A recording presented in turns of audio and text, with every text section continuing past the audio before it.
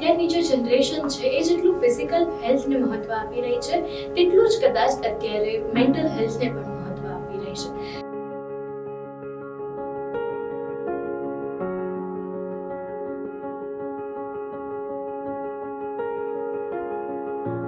Anxiety, depression જેવા જે mental health disease છે તેના ક્યોર માટે થેરેપીને પણ નોર્મલાઇઝ કરી રહી છે.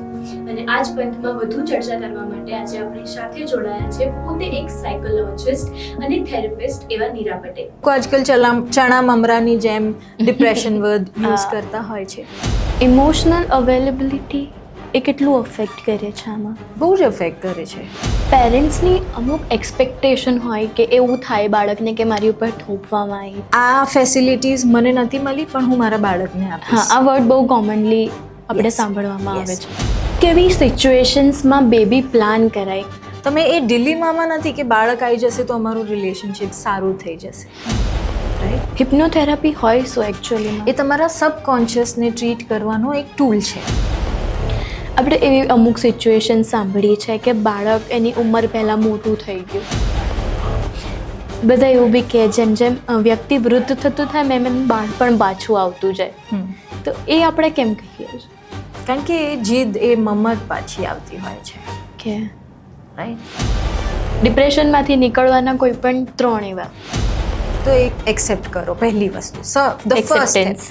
Second, try and take help. અને થર્ડ, પોતાની જાતને ભૂલ કરવાનો મોકો આપો.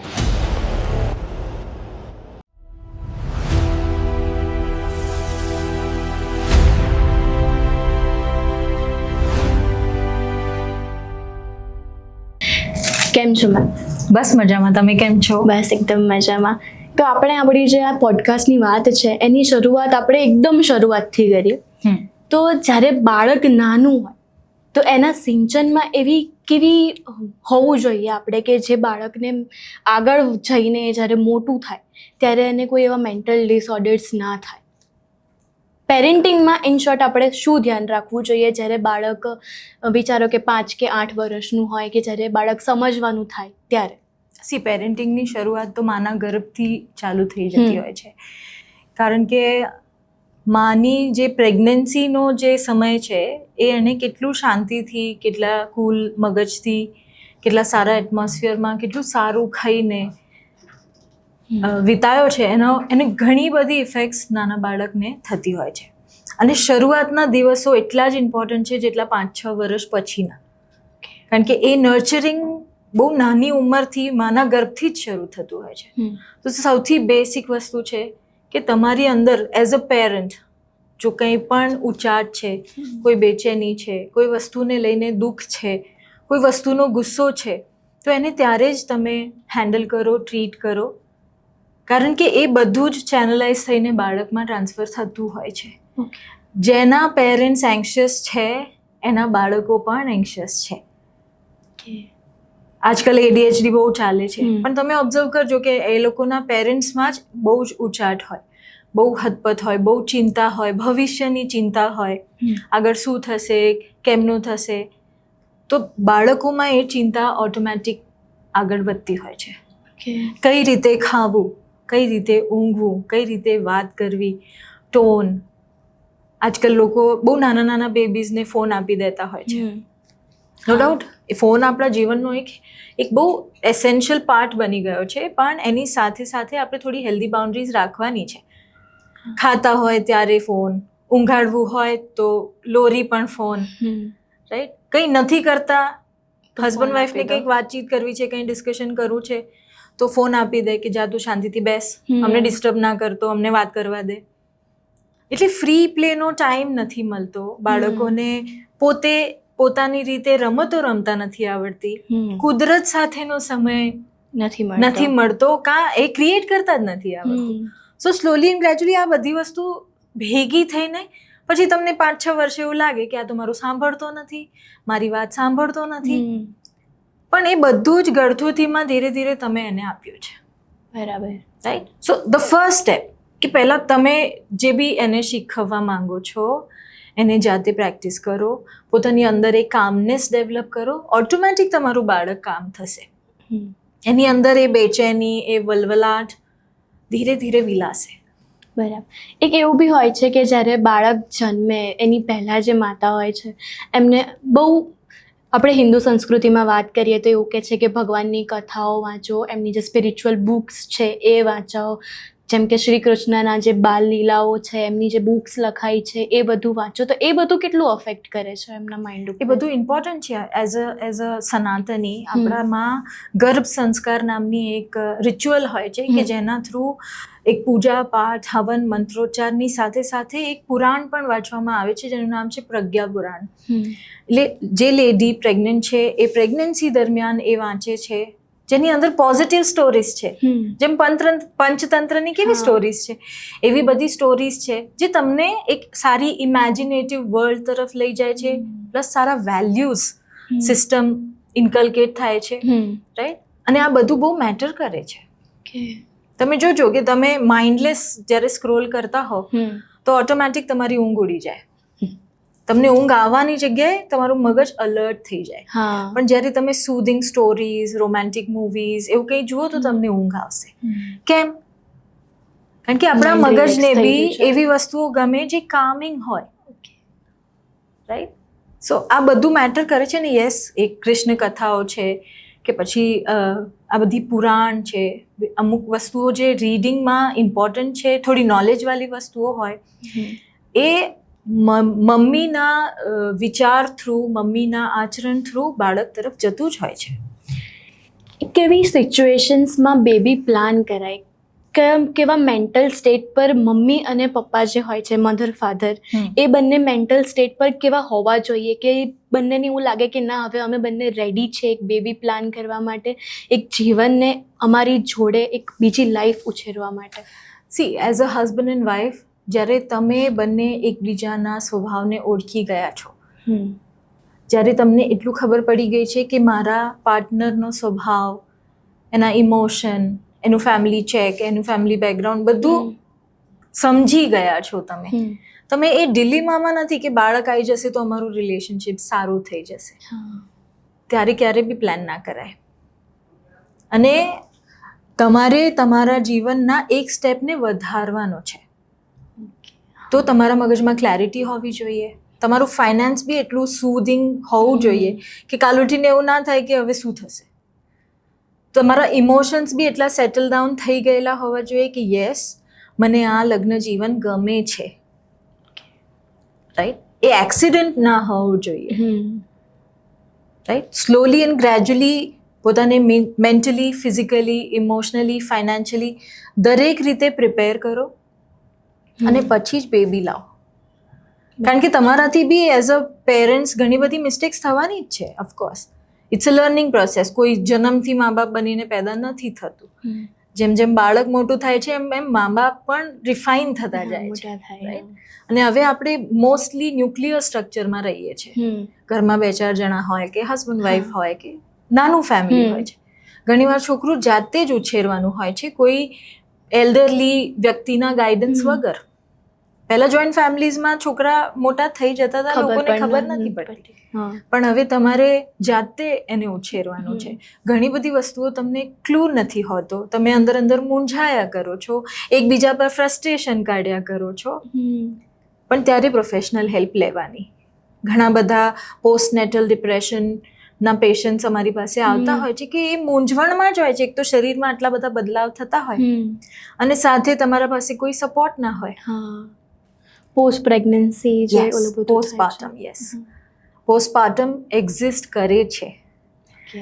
પહેલાં અવેરનેસ નથી, પણ હવે તો ઘણું બધું એ વિશે વાત પણ થાય છે કે જ્યારે તમે એક બચ્ચું પોતાના ગર્ભમાં રાખો છો કાં એને ડિલિવર કરો છો તો પ્રી અને પોસ્ટનેટલ ડિપ્રેશન નામની વસ્તુ હોય છે કે જેની અંદર ઇમોશનલ ટર્મોઇલ્સ હોય, તમને સમજણ ના પડે, તમને મૂંઝવણ થાય, તમારું બાળક તમને ના ગમે, તમને આજુબાજુનું બધું ઘણું બધું નેગેટિવ લાગવા લાગે. પણ આ બધું પીરિયોડિક હોય છે, એ ટ્રીટેબલ છે એક સારી પ્રોફેશનલ હેલ્પ થ્રુ.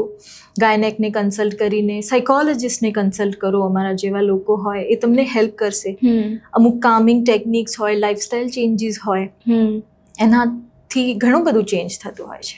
એવું પણ બહુ આપણે સાંભળવામાં આવે છે કે જ્યારે એક મધર પ્રેગ્નેન્ટ થાય ત્યારે જે ફાધર હોય છે એમની તરફનું જે અટ્રેક્શન હોય છે એ ધીમે ધીમે ઓછું થતું જાય છે. તો એની પાછળની શું સાયકોલોજી હોઈ શકે? પ્રેગ્નન્ટ ખાલી મધર નથી થતી, પ્રેગ્નન્ટ બંને જણા થાય છે, કારણ કે બચ્ચું બંનેનું છે. હા. ઓફકોર્સ જ્યારે એક ફિમેલના બોડીમાં ચેન્જીસ આવે એ જેમ જેમ દિવસો મહિનાઓ જાય તો એ બેબીને કેરી કરે છે, તો એ એટલી અટ્રેક્ટિવ તો ઓફકોર્સ તમને નહીં જ લાગે. પણ જો તમે સાયકોલોજીકલી એવું વિચારશો કે એ મારા બચ્ચાને કેરી કરે છે તો તમને એના પ્રત્યેનું આકર્ષણ રહેશે. પણ તમે એવું માનશો કે એ ખાલી એનું જ છે, મારે એનાથી શું લેવા દેવા, ડિટેચમેન્ટ જો આવશે તો તમને અટ્રેક્શન નહીં લાગે. એટલે એના દરેક મૂવ સાથે તમે ઊભા રહેશો તો એ જર્નીમાં તમે કમ્પેનિયન છો. જેમ તમે હસબન્ડ વાઈફ તરીકે કમ્પેનિયનશિપ ભોગવી છે તો એના ગર્ભધારણ પછી પણ એ તમારી કમ્પેનિયન જ છે. હા, ઓફકોર્સ. રાઈટ? તો તમને ઇનઅટ્રેક્ટિવનેસ નહીં લાગે. પણ યસ, તમે ડિટેચ થઈ જશો તો તમને જાડી લાગશે, એના કોમ્પ્લેક્શન ચેન્જ લાગશે, એનું શરીર અલગ લાગશે. પણ તમે એવું વિચારશો કે ના, આ તો મારા બાળક માટેની બધી તૈયારીઓ છે, તો એના પ્રત્યે તમને માન પણ થશે ને પ્રેમ પણ આવશે. તમે આવો કોઈ કેસ હેન્ડલ કરેલો છે કે જેમાં આવી રીતે તમારી જોડે આવ્યા હોય? હા, એવું હોય. એવા ઘણા લોકો આવતા હોય છે કે ખાલી, અને એવું જોવામાં બી આવ્યું છે કે જ્યારે વાઈફ પ્રેગ્નન્ટ હોય એને વેટ ગેઇન થાય તો મોસ્ટલી પુરુષોને પણ વેટ ગેઇન થતું હોય છે. પણ એના સબકોન્શિયસ રીઝન્સ હોતા હશે, પણ એવું જોવામાં આવ્યું છે. Right? And slowly and gradually જ્યારે આવા કપલ્સ અમારી પાસે આવે છે તો અમે એમને એવી પ્રવૃત્તિઓમાં ઇન્વોલ્વ થવાનું કહીએ છીએ કે જ્યાં બંનેનું યોગદાન હોય. ખાલી એક વ્યક્તિ જેના પેટમાં બચ્ચું છે કાં જેણે ડિલિવર કરી દીધું છે એ જ ખાલી ધ્યાન રાખતું રહેશે તો એ તો વન વે જર્ની થઈ જશે. તો બીજાને તો એબ્સન્ટનેસ લાગશે ને, કે આમાં મારો કોઈ યોગદાન નથી, કોઈ રોલ નથી. રાઈટ? સો દરેક કામને એક સાથે અન્ડરસ્ટેન્ડિંગથી કમ્પેનિયનશિપમાં આગળ વધવાનું કહેવામાં આવે. અમુક એવી પ્રવૃત્તિઓ શીખવવામાં આવે જે સાથે કરવાની હોય, તો ધીરે ધીરે એ સિંક બેસતું જાય. બરાબર. રાઈટ? કારણ કે બહુ બધા physical, mental, emotional changes through husband wife બંને જવાનું છે. હવે જેમ બાળક મોટું થઈ જાય, 1 થી 4 વર્ષ સુધી ધ્યાન ના આપવામાં આવે અને ફોન આપી દેવામાં આવે, જેમ તમે કીધું, અને જેમ થોડું બાળક મોટું થાય, સામું બોલતું થાય, એટલે એવું થાય કે ફોન નથી આપવો હવે. તો હવે બાળક 3 થી 4 વર્ષથી એ વસ્તુથી ઘડાઈ ગયું છે કે મને ખાતી વખતે ફોન મળી જશે. તો હવે તમે જ્યારે 5 વર્ષનો થાય, થોડો વધારે જિદ્દી લાગવા લાગે અને પછી તમે ફોન આપવાનું બંધ કરી દો, તો એનું બાળકના માઇન્ડ ઉપર કેવી અસર પડે? બહુ ખરાબ અસર પડે. કારણ કે હવે જેમ આપણે શ્વાસ લઈએ છીએ, આજકાલ લોકો એવી રીતે મોબાઈલ લેતા હોય છે, એમાં બાળકો બી આવી ગયા. હવે તમે મોબાઈલ લઈ લો એટલે એની અડધાથી વધારે દુનિયા તમે એની પાસેથી લઈ લીધી. એટલે આવું ક્યારેય ન કરાય. હા, કોઈ બી વસ્તુ, હવે જો આજે એક્સ્ટ્રીમમાં તમે વાત કરો છો, એ બી એક ટાઈપનું એડિક્શન છે. કોઈ બી એડિક્શન એક જ ધડકામાં નથી છૂટતો. એ પણ એક ગ્રેજ્યુઅલ પ્રોસેસથી એને રિડ્યુસ કરવાનું હોય, એને અલગ અલગ પ્રવૃત્તિઓથી રિપ્લેસ કરવાનું હોય. રાઈટ? અને જેટલું વધારે નેચરલ એક્ટિવિટી તરફ તમે બાળકને પ્રોત્સાહિત કરશો એટલું એ ફોનથી ડિટેચ રહેશે. એને નથી ખબર ફોન વસ્તુ શું છે, એ તમે એને શીખવાડી છે. તો be really mindful that how much you are giving. કારણ કે જ્યારે બેબી બોર્ન થાય છે એને થોડી ખબર છે કે આ મોબાઈલ નામની વસ્તુ છે જેની અંદર અલગ અલગ પ્રવૃત્તિઓ થતી હોય છે. એ તો તમારા થ્રુ એ શીખે છે. જેટલું બને એટલું બાળકોની સામે ફોન યુઝેજ ઓછો રાખવું જોઈએ. બાળકો સાથે ઇન્ટરેક્શન સારું રાખવું જોઈએ. નેચરલ એક્ટિવિટીઝ, જેમ તમે કિચનમાં કામ કરો છો તો એને પ્લેટફોર્મ પર બેસાડીને ધાણા સાફ કરવા આપો, પાલક સાફ કરવા આપો, લસણ છોલવા આપો. રાઈટ? તો સ્લોલી અને ગ્રેજ્યુઅલી તમારી સાથે ઇન્વોલ્વ થશે અને તમારા સાથે ટાઈમ સ્પેન્ડ કરવાની આદત પડશે. ફોનમાં સતત ઘૂસેલા રહેવાની જે ઈચ્છા થયા કરે છે, કારણ કે કંઈ જ નથી પ્રવૃત્તિ તરીકે. આજે કેટલા બાળકો છે જે ઘરમાં મદદ કરાવતા હશે? ઘણા ઓછા. સો અમુક અમુક જે ઇન્ટ્રોડક્શન છે લાઈફમાં એ રાઈટ ટાઈમ પર થવા જોઈએ. એનો રાઈટ ટાઈમ શું કોઈ બાળકને ફોન સાથે ઇન્ટ્રોડ્યુસ કરવા માટે? આમ તો એવો કોઈ રાઈટ ટાઈમ છે નહીં, હમ. પણ મોસ્ટલી એકેડેમિક પર્પસ માટે તમે એને આપો ત્યાં સુધી ઠીક છે. અમુક આજકાલ બધું ડિજિટલ થઈ ગયું છે તો હોમવર્ક્સ બી ફોન અને ટેબ્લેટ પર જ હા. આવતા હોય છે. બટ એનો ટાઈમ તમે નક્કી કરો કે આજના દિવસનો 1 કલાક કે અડધો કલાક સફિશિયન્ટ છે, પછી આપણે આપણી આંખોને રેસ્ટ આપવાની છે. એ વે હોય છે સમજાવવાનો. ફોન મૂકી દે આવી રીતે ના કહેવાય. ચલો એકદમ ઓથોરિટેટિવ ઘણા લોકો થઈ જતા હોય છે, પણ એનાથી બાળકના મનમાં ખાલી ઘૃણા પેદા થશે, તમારા પ્રત્યે નફરત આવશે કે મને ગમતું કરવા નથી દેતા. બરાબર. ઘણા એવા બચ્ચા કોવિડ પીરિયડમાં જે આદતો ડેવલપ થઈ એનાથી ધમ પછાડા કરે. તમે એક વિડીયો વચ્ચે જોયો હશે કે આખું ઘર તોડી નાખ્યું હતું એ છોકરા. એટલું એક્સ્ટ્રીમ ક્યાં સુધી અંદર ડેવલપ થઈ જાય, રાઈટ? સો યસ, એ જે ટાઈપનો કન્ટેન્ટ કન્ઝ્યુમ કરે છે એની એમના માઇન્ડ ઉપર કેવી રીતે અસર થાય છે? જો જેમ આપણે કોઈ ગુસ્સાવાળો ફાઇટવાળો સીન જોઈએ તો આપણી અંદર બી થોડુંક આમ ચેન્જીસ આવે. આપણું બોડી એવી રીતે રિએક્ટ, સબકોન્શિયસલી આપણે એવી રીતે હા, રિએક્ટ કરવા લાગે. આપણા શરીરમાં બ્લડ ફ્લો વધી જાય, આપણને આમ પરસેવો થવા લાગે, થોડુંક આમ એક્સાઇટ થઈ જવાય. સેમ વેમાં જ્યારે તમે હેપી સીન્સ જુઓ, થોડા કોમિક શોઝ જુઓ તો કેવી અસર પડે? એ બધી જ અસર આપણા બાળકને બી થાય છે. Right, this is a very very simple way to understand કે જેવું કોન્ટેન્ટ તમે જોશો એવું જ બિહેવિયર તમારી અંદર આવશે. ઓકે.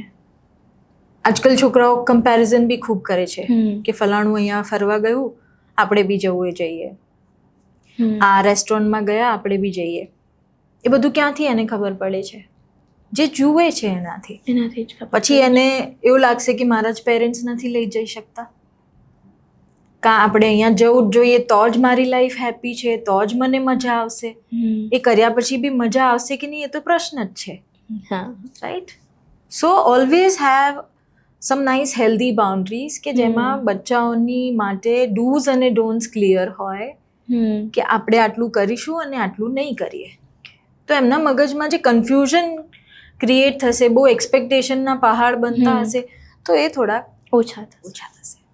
હવે આપણે અત્યારે ડિજિટલની વાત કરી, પણ હવે આપણે થોડા સોસાયટી તરફ જઈએ. જેટલું ડિજિટલ જે કન્ટેન્ટ કન્ઝ્યુમ કરે છે એનાથી જે બાળકોને અસર થાય છે, એટલી સોસાયટી જે છે આજુબાજુની એમની, એ એમને અફેક્ટ કરે છે? બિલકુલ કરે છે. તમે કયા માહોલમાં રહો છો, કયા ગ્રુપમાં તમારું ઉઠવા બેસવાનું છે, કયા લોકો સાથે ઇન્ટરેક્ટ કરો છો, એ બધું જ તમારા બિહેવિયર પર, તમારી બિલીફ સિસ્ટમ પર, તમારા બોલવાના સ્ટાઇલ પર બધું ડિપેન્ડ કરે છે. જ્યાં બહુ ઝઘડા થઈને છોકરાઓ મોટા થયા હોય એમની અંદર ફ્રસ્ટ્રેશન હોય જ છે. તો તમારું આસપાસનું જે માહોલ છે એ તમારા પર બહુ ઇફેક્ટ કરે છે. એ ફ્યુચરમાં અફેક્ટ કરે પછી? હા, બિલકુલ. ઇનર ચાઇલ્ડ હીલિંગ વર્ક નામની એક થેરેપી હોય છે, જે હિપ્નોથેરેપીનો એક ભાગ છે, કે તમારા નાનપણમાં બનેલી એડવર્સ ઇફેક્ટ્સ, જે ઘટનાઓ હોય કે જે કડવા અનુભવો હોય, એ તમારા પ્રેઝન્ટ લાઈફ પર કેટલું ઇફેક્ટ કરે છે એના માટે છે. Okay, right? હિપ્નોથેરાપી હોય શું એકચ્યુઅલીમાં? એ તમારા સબકોન્શિયસને ટ્રીટ કરવાનો એક ટૂલ છે. ઓકે. હિપ્નોથેરેપીમાં બહુ બધી અલગ અલગ ટાઈપની થેરેપી હોય છે, જેમાં મોસ્ટલી લોકોને ખાલી પાસ્ટ લાઈફ રિગ્રેશન કે તમે પૂર્વજન્મ જોઈ શકો એટલું જ ખબર છે, પણ એવું નથી. એ તમારા સબકોન્શિયસને હીલ કરવાની, ટ્રીટ કરવાની મેથડ છે, જેની અંદર ઘણા બધા અલગ અલગ ટાઈપના ટૂલ્સ છે. Okay. Yes.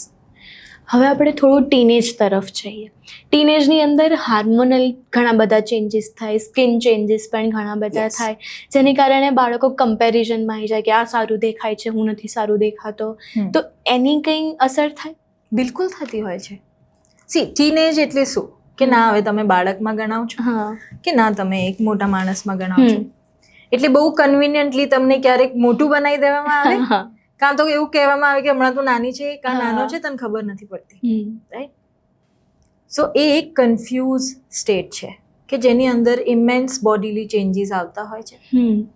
Body shape, skin tone change, pimples, hair fall, પછી બિયર્ડ બી આવતી હોય ઘણાને, રાઈટ, ફેશિયલ Periods હેર નો ચેન્જ time પર થતા, આવે. પીરિયડ્સ ડેવલપ થતા હોય, રાઈટ. બોયઝમાં બી ઘણા હોર્મોનલ ચેન્જીસ આવતા હોય, એમનો અવાજ બદલાય, એમના બોડી પોસ્ચર બદલાય, થોડા હાઇટમાં બી ચેન્જીસ આવે, રાઈટ. અને આ આખો ટાઈમ એમના માટે એક આઈડેન્ટિટી ક્રિએશનનું બી કામ છે અને ક્રાઇસિસનું બી કામ છે, રાઈટ. હવે જરૂરી નથી કે બધાની જર્ની બહુ સ્મૂથ હોય, અને સ્કૂલ એક એવી જગ્યા છે જ્યાં તમને પ્રેમ અને ટીચિંગ્સ તો મળે જ છે, બટ એની સાથે સાથે સોશિયલ બિહેવિયર પણ ડેવલપ થતું હોય છે. તો ત્યાં તમને બુલિંગનો બી સામનો કરવામાં આવે, તમને એવી કમેન્ટ્સ બી સાંભળવામાં આવે કે જે તમને બિલકુલ ના ગમે. અને એવા સમયમાં તમારા ફેમિલી મેમ્બર્સ બહુ ઇમ્પોર્ટન્ટ રોલ પ્લે કરે છે કે એ તમને કેટલું લવ્ડ, કેર્ડ અને અફેક્શનેટ બિહેવ કરતા હોય તો તમે એ કન્ડિશનમાં હેલ્ધીલી તમે પસાર કરી શકો છો. હું હંમેશા કહું છું દરેક પેરેન્ટ્સને કે તમારા બાળકો તમારી ઉંમરમાં હજુ નથી આવ્યા, પણ તમે એ ટીનેજ જીવી ચૂક્યા છો, તો તમે થોડું ઘણું તો સમજી જ શકો છો. નો ડાઉટ જનરેશન ગેપ હોય, પણ એ ઉંમર દરમિયાન તમારી અંદર જે ચેન્જીસ આવતા હોય, જે ગુસ્સો આવતો હોય, વલવલાટ હોય, બેચેની હોય, એ બધું તમારા બાળકમાં છે જ. તો બહુ પ્રેમથી, ધીરજથી એ સમયને કાઢવાનો છે. પેરેન્ટ્સની અમુક એક્સપેક્ટેશન હોય કે એવું થાય બાળકને કે મારી ઉપર થોપવામાં આવી છે. બિલકુલ. તો એ સિચ્યુએશન્સ કેવી હોય છે અને કેવી રીતે મેન્ટલ હેલ્થ પર અસર કરે છે બાળકોને? ઘણા બધા એવા પેરેન્ટ્સ હોય છે જે એવું કહે છે કે આ ફેસિલિટીઝ મને નથી મળી પણ હું મારા બાળકને આપીશ. આ વર્ડ બહુ કોમનલી આપણે સાંભળવામાં આવે છે. આ ડ્રીમ, મારું ડ્રીમ હું ફૂલફિલ નથી કરી શકી તો મારા બાળક થ્રુ હું એ જીવીશ, રાઈટ. ઘણાને અમુક સ્ટ્રીમ માટે, અમુક સબ્જેક્ટ્સ માટે, અમુક પ્રોફેશન માટે બાળકોને ફોર્સ કરવામાં આવતું હોય, પણ એના મન પ્રમાણે, એની આવડત પ્રમાણે અને એના ઇન્ટરેસ્ટ પ્રમાણે એને જાતે થોડું નક્કી કરવા દો. તમે ગાઈડ કરો, એને મદદ કરો, પણ અલ્ટિમેટલી જે બી પ્રોફેશન, જે બી પઢાઈ એ ચૂઝ કરશે એ એના માટેની છે, એના જીવનની છે, રાઈટ. સો થોડીક ધીરજ સાથે સાંભળો. તમારા બાળક તમને કહે જ છે, ખાલી સાંભળવાની તત્પરતા હોવી જોઈએ. બરાબર. હવે આપણે થોડું મેન્ટલ ડિસઓર્ડર્સ તરફ વળીએ તો કેટલા પ્રકારના હોય છે? પ્રકાર તો બહુ જ બધા છે, પણ સૌથી બેસિક જે જનરલાઇઝ જો આપણે કહીએ તો લોકો આજકાલ ચણા મમરાની જેમ ડિપ્રેશન વર્ડ યુઝ કરતા હોય છે, but I will explain this category ધીરે ધીરે. સ્ટ્રેસ બધાએ સાંભળ્યું હોય છે, રાઈટ. હવે સ્ટ્રેસમાં બી બે પ્રકાર છે. Okay. Positive stress, negative stress. Positive stress એટલે જે તમારા પરફોર્મન્સને થોડું બૂસ્ટ કરવામાં તમને હેલ્પ કરે. જેમ એક્ઝામ છે, તમને ચિંતા થાય છે તો તમે ધીરે ધીરે કરીને વધારે ભણશો. તમને ચિંતા થશે એટલે થોડુંક તમે વધારે ભણશો તો તમારું સારા માર્ક્સ આવશે અને સારા લેવલ પર તમે પરફોર્મ કરી શકશો, બરાબર. હવે હોય છે નેગેટિવ સ્ટ્રેસ. ઓકે. જેમ કે તમને એક્ઝામ આવી, બહુ જ ચિંતા થઈ ગઈ, તમે ભણી જ નથી શકતા, કારણ જે બી ભણો છો એ તમને એક્ઝામ વખતે યાદ જ નથી આવતું અને તમારું બધું કામ ખરાબ થઈ જાય છે. સો સ્ટ્રેસના બી બે પ્રકાર છે. જ્યારે નેગેટિવ સ્ટ્રેસ બહુ વધે છે તો એ કન્વર્ટ થાય છે એન્ઝાયટીમાં, કે તમને બેચેની આવે, ગભરામણ આવે, પરસેવો છૂટે, તમને બ્રેન ફોગ આવે, હવે મારું જીવન સમાપ્ત થઈ જવાનું છે, એ ટાઈપની જે ફિલિંગ ડેવલપ થતી હોય છે એવું કંઈક થવાનું શરૂ થાય. ઓકે. એ પણ જ્યારે આઉટ ઓફ પ્રપોર્શન જાય ત્યારે ડિસઓર્ડર છે. એન્ઝાયટી બધાને જ થાય છે. તમને બી જેમ તમે માઇક લઈને ક્યાંક બોલવા જતા હો તો એની પહેલા તમારા ધબકાર તમને સંભળાય, થોડીક આમ એન્ઝાયટી જે આપણે સ્વાભાવિક સ્વરૂપમાં વાપરતા હોઈએ, પણ શું એનાથી તમે બોલવાનું ભૂલી જાઓ છો? ના ભૂલાય. નથી. જ્યારે નથી ભૂલાતું તો એ નોર્મલ છે, પણ બિલકુલ બ્લેન્ક થઈ જવાય, તમને એવું લાગે કે હવે મને શ્વાસ જ નહીં આવે, શબ્દ ના નીકળે, બ્રેન ફોગ થઈ જાય, તમને બહુ જ એમ્બેરેસિંગ ફીલ થઈ જાય, આઉટ ઓફ કંટ્રોલ ફીલ થાય, ત્યારે એ ડિસઓર્ડર છે. પછી એના સ્ટેજીસ જ્યારે વધતા જાય છે તો પછી એ આગળ ચાલતું જાય છે, પછી એ ડિપ્રેશનમાં જાય છે. ડિપ્રેશનમાં બી બહુ જ બધા પ્રકાર છે, રાઈટ? એટલે સેડ હોવું અને ડિપ્રેશનમાં હોવું બે અલગ વસ્તુ છે. ઓકે. સો જ્યારે કોઈ વસ્તુ તમારા મન મુતાબિક નથી થતી અને તમે જે ખાલીપો કાં સેડનેસ અનુભવો છો એ ડિપ્રેશન નથી. આ માધ્યમ થ્રુ હું એ ક્લિયર કરીશ કે લોકો બહુ જ કેઝ્યુઅલી ડિપ્રેશન વર્ડ્સ વાપરે છે, બટ તમારું સેડનેસ અને ડિપ્રેશન બે અલગ વસ્તુ છે. ગભરામણ થવી અને એન્ઝાયટી ડિસઓર્ડર હોવું બે અલગ વસ્તુ છે, રાઈટ? સો થોડીક પ્રોફેશનલ હેલ્પ લો. જો ક્યાંય બી મૂંઝાવતા હોય તો જાતે ગૂગલ કરીને, ચેટ જીપીટીને પૂછીને પોતાની જ માઇઝરીમાં અંદર ઘૂસતા નહીં જવાનું. કારણ કે ગૂગલ અને ચેટ જીપીટી એક જનરલાઇઝડ અને એ બી વર્સ્ટ કેસ સિનારીઓ તમને બતાવશે. ઓકે. અમારા પાસે ઘણા એવા લોકો આવે છે કે જે પહેલાં પોતાના મનથી બધું ગૂગલ અને ચેટ જીપીટી કરીને આવ્યા હોય અને મને કહે કે મને ફલાણું છે, પણ મને ડાયગ્નોઝ તો કરવા દો. હા, બરાબર છે. Let me do what I am good at, right? એટલે પ્લીઝ તમારા કોઈ બી સિમ્ટમને ગૂગલ ના કરો.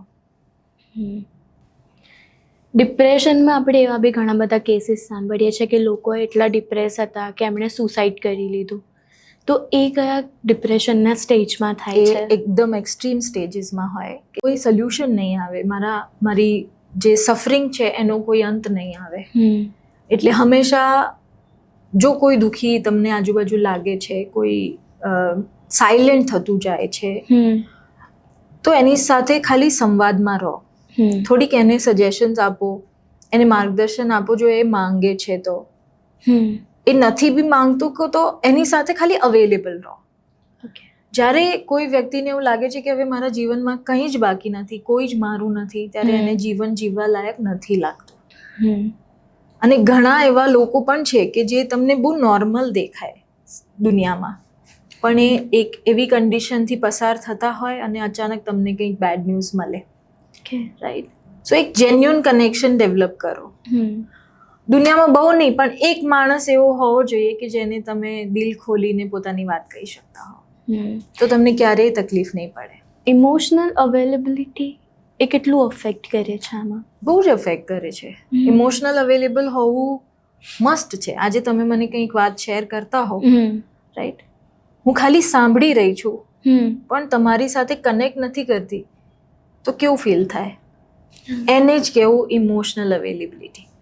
કે તમે જે બી વ્યક્તિ સાથે જોડાઓ છો, વાત કરો છો, તો એક જેન્યુઅન કન્સર્ન, એક જેન્યુઅન વાતચીત હોય. That is emotional availability.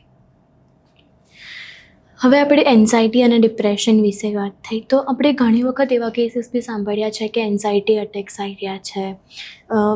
આપણું જે હોય, આપણને અંદરથી ઘૂંટણ ફીલ થાય, અંદરથી આમ એકદમ આમ કોઈક આપણને જકડીને રાખતું હોય ને એવું ફીલ થાય. કોઈ જોડે શેર ના કરી શકીએ, આમ એકદમ અંધારાવાળા રૂમમાં રહેવાનું મન થાય, ખાવા પીવાની બી ભૂખ પણ ના લાગે વર્સ્ટ કેસમાં. તો એ બધી સિચ્યુએશન્સ કેવી રીતે હોય છે? આખું સિચ્યુએશન્સ એ કેવો હોય છે? તમે જે એક્સપ્લેન કર્યું એ બધા સિમ્ટમ્સ છે, બરાબર? જ્યારે તમને એવું લાગે કે તમારા ઘરના કોઈ વ્યક્તિ, ફ્રેન્ડ સર્કલ, કોઈ રિલેટિવ આ કન્ડિશનથી પસાર થઈ રહ્યા છે, તો એમને કોઈક સારા પ્રોફેશનલ પાસે લઈ જવાનો ફર્સ્ટ સ્ટેપ લો, રાઈટ? વાતચીત દરમિયાન એમને બતાવો કે આ વસ્તુથી બહાર આવવાના રસ્તા છે. આ એક એવી કન્ડિશન નથી કે જેમાંથી તમે બિલકુલ બહાર નથી આવી શકતા, રાઈટ? અને જ્યારે તમને કોઈ બી આસપાસ એવું લાગે કે કોઈને પેનિક અટેક આવી રહ્યો છે, તો એને ડીપ ડાયફ્રામ બ્રીધિંગ કરાવો. Okay, right? Simply stomach breathing જેને કહેવામાં આવે છે, યોગિક બ્રીધિંગમાં એને તાંદેલ બ્રીધિંગ કહેવામાં આવે છે, કે તમારું પેટ ફૂલે છે, પેટ અંદર જાય છે, પેટ ફૂલે છે, પેટ અંદર જાય છે. વિધિન 10 to 15 કાઉન્ટ્સ એને થોડી કામિંગ ફિલિંગ આવશે. એને જે આ પેનિક મોડ ચાલુ થાય છે એ કામ ડાઉન થશે. અને પછી એની જોડે વાત કરો, પછી એની પૂછો શું થઈ રહ્યું છે, શાંતિથી એને સાંભળો. અને પ્રોફેશનલ હેલ્પ લેવી જરૂરી છે, મસ્ટ છે. સાયકેટ્રિસ્ટ પાસે જાઓ કાં સાયકોલોજિસ્ટ પાસે જાઓ, પણ જાઓ. આમાં તમારા જે કમ્પેનિયન હોય છે એ સિચ્યુએશન્સમાં એમને કેવી રીતે રિએક્ટ કરવું જોઈએ? કેમ કે આપણે ફિઝિકલ હેલ્થને તો નોર્મલાઇઝ કરેલી જ છે, ચલો શરદી થઈ ગઈ તો દવા લઈ લો. તો આપણે આપણને એ ખબર છે, આપણને એ આઈડિયા છે કે કોઈ અગર કોઈને વાગી ગયું તો આપણે એની માટે શું કરવાનું છે. પણ મેન્ટલ હેલ્થ છે એ બહુ છુપાયેલી વસ્તુ છે, એ માણસ અંદરથી બધું ફીલ કરી રહ્યો છે. તો એવી કયા એમના જે કમ્પેનિયન્સ હોય છે એ એમને જ્યારે ખબર પડે ત્યારે એ વસ્તુ મસ્ટ કરવી જ જોઈએ. કેવી રીતે અવેલેબલ રહેવું જોઈએ એમની માટે, કેવી રીતે એમને વર્બલી સપોર્ટ કરવો જોઈએ, ઇમોશનલી, ફિઝિકલી સપોર્ટ કરવો જોઈએ, તો જેનાથી એમને મે બી થોડું સારું ફીલ થાય. અને અગર એમને થેરપી નથી લેવી તો ઘરમાં ને ઘરમાં એમને એવું ફીલ થાય કે ના, હું આનાથી ઘરમાંથી જ બહાર આવી શકીશ. જેમ થોડી ટાઈમ પહેલા તમે બોલ્યા કે ઇમોશનલ અવેલેબિલિટી વિશે વાત કરી આપણે. આવા કોઈ બી વ્યક્તિ છે તો એમના પાર્ટનર્સ, ભલે એ પેરેન્ટ્સ હોય, હસબન્ડ હોય, ગર્લફ્રેન્ડ બોયફ્રેન્ડ હોય, દાદા દાદી હોય, કોઈ પણ હોય, just B there for them. Okay. એમને એવું એક સેફ એન્વાયરમેન્ટ આપો કે એ તમારી જોડે સંવાદમાં આવે.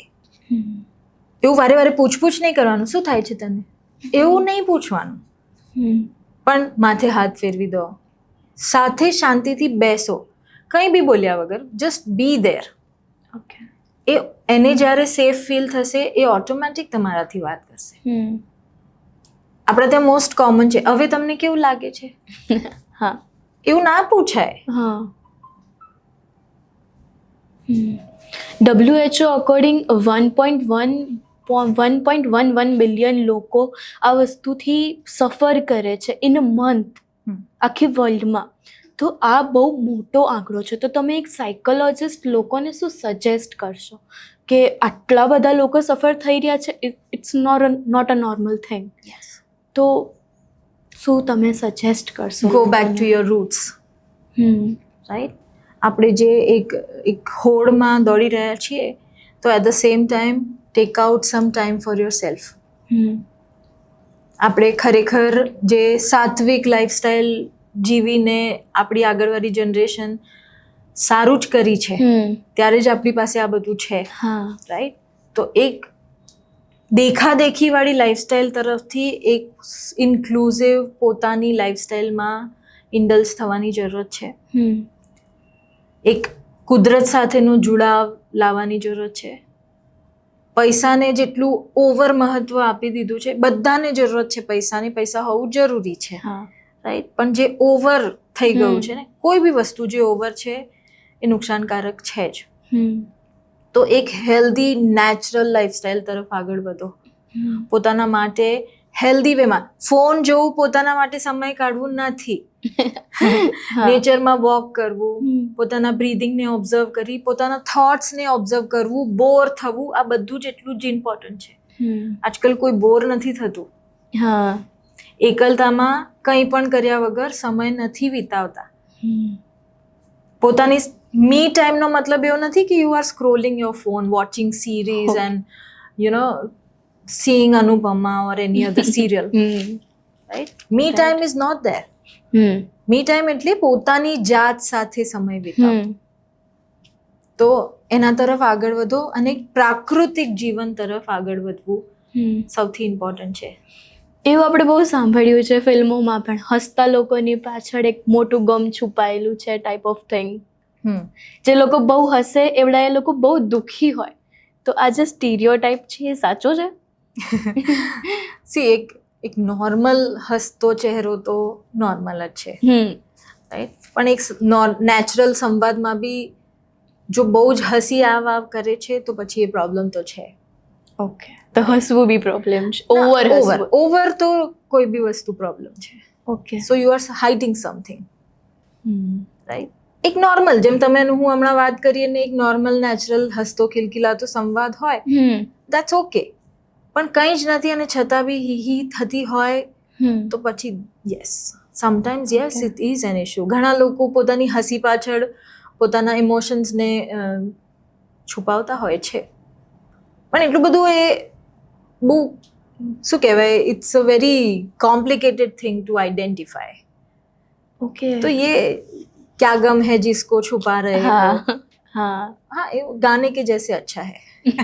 તો આ એકચ્યુઅલીમાં હોય છે, એક્ઝિસ્ટ કરે છે? તમારે કોઈ એવા કેસીસ વગેરે આવ્યું છે કે જે લોકો એક્સ્ટ્રીમ સિચ્યુએશનમાં પણ હસવા લાગે, જે અમુક અમારે મૂવીઝ વગેરેમાં પણ જોયું છે કે કોઈની ડેથ થઈ ગઈ છે ને અંદરથી That is બોડી shock. કોઈની ડેથ સિચ્યુએશનમાં આવું કંઈ થાય છે તો એ શોક રિએક્શન હોય છે. ઓકે. તો શોકમાં બી હસવાનું આવી શકે. શોકમાં કંઈ પણ આવી શકે. ઓકે. શોકના રિએક્શન્સ એવા નોટેડ નથી હોતા. શોકમાં કોઈ બી વ્યક્તિ અલગ અલગ રીતે રિએક્ટ કરતું હોય છે. ઓકે. હવે આપણે થોડા એડલ્ટહુડ પર જઈએ કે જ્યારે એક સ્ટુડન્ટ કોલેજ લાઈફમાં એન્ટર કરે છે. કોલેજ લાઈફ એ અત્યારે બહુ હાઈપમાં છે કે જ્યાં આગળ સ્ટુડન્ટ એમના કરિયર આગળ વધારવાની જે બધી પ્રોસેસ હશે એ કોલેજમાંથી જ થશે. પ્લસ કોલેજમાંથી એ લોકો બહુ સોશિયલી એક્સપોઝર મળશે એ લોકોને કોલેજમાંથી. તો આ બધી જે આખી સર્કલ સિચ્યુએશન છે એ એમને માઇન્ડ ઉપર કેવી રીતે અસર કરે છે અને સ્ટુડન્ટ્સને શું બાઉન્ડ્રીઝ રાખવી જોઈએ કે એ બધી અસર એમના માઇન્ડ ઉપર ના થવા લાગે? કેમ કે જે કોલેજ લાઈફ છે એમાં કોમ્પિટિશન એ બધું વસ્તુથી આપણે બહુ એમાં બહુ સ્ટુડન્ટ્સને એક્સપોઝર મળે, કોમ્પિટિશનથી સ્પેશિયલી. તો એ વસ્તુને કેવી રીતે હેન્ડલ કરવી? સૌથી પહેલી વસ્તુ કે જ્યારે તમે કોઈ બી કોલેજ ચૂઝ કરો છો, જેનામાં બી તમે એનરોલ કરો છો, તો પોતાના ભણવા પ્રત્યે be very sure and open. Okay. કારણ કે હમણાં આ ભણી લઉં છું પછી આગળ શું થશે મને નથી ખબર, એ એટીટ્યુડ બરાબર નથી. કારણ કે ફોકસ હોવું જરૂરી છે. જો ફોકસ નહીં હોય તો ડિસ્ટ્રેક્શન ઘણા બધા છે. ડિસ્ટ્રેક્શનમાં આજકાલનું આપણું જે ટ્રેન્ડ ચાલે છે એ પણ હોઈ શકે છે, એડિક્શન પણ હોઈ શકે છે, રિલેશનશિપ પણ હોઈ શકે છે, અને XYZ n number of distractions તો છે જ. So any college going student has to be really focused and out there. કે મારે આગળ જઈને આ કરવું છે, એક ગોલ હોવો જોઈએ, મનથી એ નક્કી હોવું જોઈએ, અને અવિરતપણે એવરી ડે નાના નાના સ્ટેપમાં એ તરફ આગળ વધતા રહેવું જોઈએ. કે હમણાં નથી ભણતો, એક્ઝામ આવશે પછી અઠવાડિયા પહેલા ભણી લઈશ. એ કદાચ તમે એક્ઝામ ક્રેક કરી લેશો પણ જ્યારે તમે રિયલ વર્લ્ડમાં બહાર કામ કરવા જશો ત્યારે તમને કંઈ જ નહીં આવડતું હોય. નહીં આવડે. સો સ્કિલ ડેવલપ કરો. ડેવલપ એવી સ્કિલ કે જે તમારા આવનારા ભવિષ્યમાં જે પણ કામ તમે કરો છો એમાં તમને યુઝફુલ રહેશે. Okay. Have more and more practical knowledge. આપણે કોલેજ લાઈફ એમાં બહુ સાંભળીએ કે ગર્લફ્રેન્ડ બોયફ્રેન્ડ વાળી સિચ્યુએશનમાં આવી જાય અને એમાંથી એટલી એક્સ્ટ્રીમ સિચ્યુએશન્સ ઊભી થઈ જાય કે આજ મારી થવાવાળી વાઈફ છે, હસબન્ડ છે, તો અને પેરેન્ટ્સ અમુક વખત હજુ આપણે અહીંયા આગળ એટલું નોર્મલાઇઝ નથી લવ મેરેજ કરવા. ઓફકોર્સ લોકો ઓપન થઈ રહ્યા છે ધીમે ધીમે, પણ હજુ બી ક્યાંક એવું છે કે લવ મેરેજ નથી કરવા, અરેન્જ મેરેજ કરવા છે. એ લોકો હજુ 20-21 વર્ષના છે અને આવી આખા સિચ્યુએશન્સમાં આવી રહ્યા છે. તો આ કેવી રીતે અસર કરે પેરેન્ટ્સને પણ અને એ જે બાળકો છે 21-20 વર્ષના એમના લાઈફ ઉપર? જ્યારે તમે કોએડમાં ભણો છો તો બહુ સ્વાભાવિક છે કે તમને એક અપોઝિટ જેન્ડર તરફ તમારું આકર્ષણ થાય, રાઈટ? પણ એને એકદમ સહજતાથી લેવાની જરૂરત છે.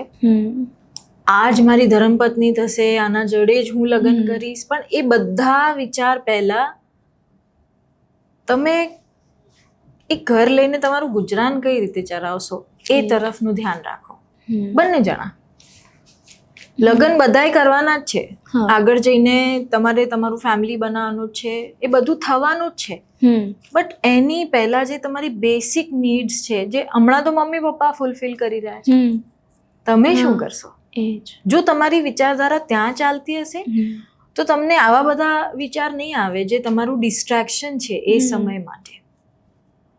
અટ્રેક્શન હોવું, કોઈના તરફ ઇમોશનલી ઝુકાવ આવવો, એ એક સહજ પ્રક્રિયા છે, એ ઉંમરની એ સહજ પ્રક્રિયા છે.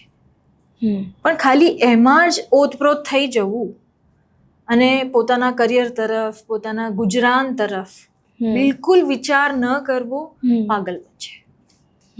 સો ઇટ્સ બેટર કે you stay focus. That's why the focus is important. ભણવાનું, કમાવાનું, પછી જિંદગી વિચારવાની એ એક તબક્કાવાર પ્રોસેસ છે. આજે કોઈ બી બાળક પહેલા સ્ટેબલ થાય, પપ્પા પગલી ભરે, બેલેન્સ મેન્ટેન કરે, પછી થોડું થોડું ચાલવાનું ચાલુ કરે, પછી દોડે.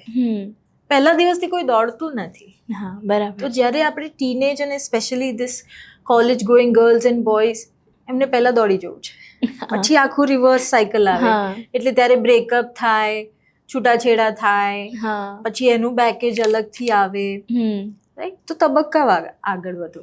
કઈ એવી સિચ્યુએશન, કેવા એવા મેન્ટલ જે આપણી સિચ્યુએશન છે એમાં આપણે બંને સેમ પોઝિશન પર હોય, છોકરો અને છોકરી, એ ટાઈમ પર લગ્ન કરવા જોઈએ? જ્યારે તમે એકબીજાને એટલા ઓળખી ગયા હો કે તમને એટલું ખબર પડે કે આની સાથે આટલું હું ચલાવી શકીશ અને આટલું હું નહીં ચલાવી શકું. બાઉન્ડ્રીઝ તમને ખબર હોવી જોઈએ કે આના સ્વભાવ પ્રમાણે કે આની આદતો પ્રમાણે આટલું એડજસ્ટમેન્ટ હું કરી લઈશ અને આટલું કદાચ હું નહીં કરી શકું. ત્યારે જ સાથે આવવું જોઈએ. હવે આપણે થોડું કમ્યુનિકેશન તરફ જઈએ. કોઈ બે વ્યક્તિમાં, એ કોઈ પણ હોઈ શકે, parents, child, husband wife, girlfriend, boyfriend, યા આપણા એલ્ડર્સ, યા આપણે પોતે, એમાં કમ્યુનિકેશન કેટલું ઇમ્પોર્ટન્ટ છે? કેમ કે ઘણી બધી એવી વાતો હોય છે કે જે આપણે શેર નથી કરતા, આપણી અંદર રાખી દઈએ છીએ. ઘણી બધી આપણી આજુબાજુની એવી સિચ્યુએશન્સ હોય છે કે જે આપણી અંદર જ ક્યાંક ને ક્યાંક રહી જાય છે અને આપણને એ બધું અસર પછી ફ્યુચરમાં જઈને કરે છે. કે એવો કોઈ પાસ્ટ ઇન્સિડન્ટ જે આપણે કોઈ જોડે શેર નથી કર્યો. જ્યારે આપણને ખબર છે કે આપણા બાળકો આપણી કમ્પેનિયનશિપથી ભાગે છે, ઓકે, આપણી જોડે વાત શેર નથી કરતા, તો થોડું ઇન્ટ્રોસ્પેક્ટ કરો, અંદર આપણી અંદર પોતાની અંદર ઝાંકો કે શું મારા રિએક્શન્સ લાઉડ આવે છે, શું હું ખરાબ બોલી દઉં છું, શું હું બદતમીઝી કરી દઉં છું, એમને ઉતારી પાડું છું. તો બાળકો તમારાથી ઓપન અપ નહીં થાય. જો બાળકો સેફ ફીલ કરશે, તમને નોન જજમેન્ટલ થઈને તમે એમની વાત સાંભળશો, તો એ તમારી જોડે શેર કરશે. ઓકે. પણ જો તરત જ બાળક કંઈક કહે છે ને તમે એને જ્ઞાન આપવા લાગો છો, સલાહ આપવા લાગો છો, વણ માંગી, તો એ તમારી જોડે વાત નહીં કરે. એટલે હંમેશા ખાલી પહેલા સાંભળો, એક શ્રોતા તરીકે ખાલી સાંભળી લો. પછી જ્યારે સામેવાળું રિસેપ્ટિવ મોડમાં હોય, તમને સાંભળવા માટે તત્પર હોય, ત્યારે કહો. એ તો તમારું આપેલું બધું જ જ્ઞાન વેસ્ટ છે. અને થોડાક બાળકોને અનુભવ પણ કરવા દો. દરેક વખતે બહુ પ્રોટેક્ટિવ પેરેન્ટ બની જવાની જરૂરત નથી. હા, એમને કોઈ ફિઝિકલ હાર્મ ના થાય, એમને કોઈ નુકસાન ના થાય, એની જરૂર કાળજી રાખવી પડે, પણ એમને અમુક શેર અનુભવ થવા દો. કારણ કે જ્યાં સુધી એમને પાણીમાં તરતા નહીં મૂકો ત્યાં સુધી એ તરશે બી નહીં. અને અચાનક જ્યારે જો સામનો કરવાનો આવે તો પછી ગભરામણ થશે, પેનિક અટેક આવશે, લોનલીનેસ લાગશે. તો થોડા કડવા અનુભવ થવા દેવાના. એવી ઘણી સિચ્યુએશન્સ હોય છે, જેમ કે કોઈ આપણી સામે ખાતું હોય તો ચપ ચપ ચપ ચપ અવાજ આવે, પછી પેન ટીક ટીક અવાજ આવે, એના કારણે ઇરિટેશન ફીલ થાય. તો આ કેવી સિચ્યુએશન્સ હોય છે અને કેમ થાય? એ એક નેચરલ ઇશ્યુ છે. ઘણાને અવાજથી પ્રોબ્લેમ હોય, ઘણાને જેસ્ચરથી પ્રોબ્લેમ હોય, ઘણાને સેટિંગ્સ અને સેટઅપથી પ્રોબ્લેમ હોય, રાઈટ? એ અંદરથી થતું હોય છે. પણ એમાં કંઈ તમે દર વખતે જઈને સામેવાળાને ચેન્જ નથી કરી શકતા, રાઈટ? તો પોતાના બાળકોને કાં તો એ શીખવાડો કે તમને જે નથી ગમતું, બી વોકલ અબાઉટ ઇટ. ઘણીવાર કેવું થાય, અંદર ચીડાયા કરે, ઇરિટેટ થયા કરે, અને એ બિહેવિયરમાં ક્યાંક બહાર આવે ને પછી બધા એના પર ચડી બેસે.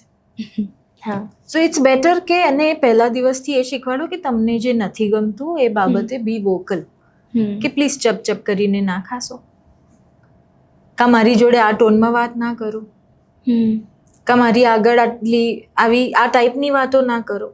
ટેલ them to be vocal about it. Okay. તો અંદર જે ફ્રસ્ટ્રેશન બિલ્ડઅપ થાય છે એની જગ્યાએ એ બોલી શકશે, એ કહી શકશે કે પ્લીઝ આવું ના કરતા, વિથ ઓલ ડ્યુ રિસ્પેક્ટ. એવું નહીં કે એમને બી ઉદ્ધતાઈ અને તોછડાઈથી બોલવાનું આવડી જાય, કારણ કે જ્યારે પેલી બોટલમાં સોડા આમ ભરાતી જાય ને પછી એક દિવસ આમ ઉછળે. હા, સો ઇટ્સ બેટર કે એવડી રીતે ખાલી કરો. કોઈ સિચ્યુએશનમાં ઝોન આઉટ થઈ જવું, પછી ઓસીડી જેવી સિચ્યુએશન્સ છે, આ બધું શું હોય છે? સી, ઓસીડી ઇઝ અ ડિસઓર્ડર હા, અને ઝોન આઉટ થવું એ કમ્પ્લીટલી અલગ વસ્તુ છે. હા, જ્યારે તમે બહુ પ્રેશર લઈને કોઈ વસ્તુ કરો છો ત્યારે એક ટાઈમ પર સેચ્યુરેશન પોઈન્ટ આવી જાય છે તમારું કોઈ બી વસ્તુને ઝીલવાનું, ત્યારે તમે ઝોન આઉટ થાવ છો. એટલે બ્લેન્ક થઈ જવું. ઝોન આઉટ થવું એટલે બ્લેન્ક થઈ જવું, કે સામેવાળો તમને પ્રશ્ન પૂછતો હોય, કંઈક કહેતો હોય અને તમે એકદમ ઝીરો મોડમાં છો. You are not even feeling anything or you are not even speaking anything. Mentally not available. You are numb. Okay, numb. Zone out થઈ જવું એટલે તમે લોસ થઈ જાઓ, right? So yes, this is, અને થતું હોય છે બહુ ઓવર સ્ટ્રેસના લીધે, ઉજાગરાના લીધે, અમુક ખાવા પીવાની, સ્મોકિંગની, કોઈ એડિક્શનની પેટર્નના લીધે આ બધું થતું હોય છે. હા, તમે અત્યારે ઉજાગરાની જેમ વાત કરી, તો સ્લીપિંગ સાયકલ કેવી રીતે અસર કરે છે?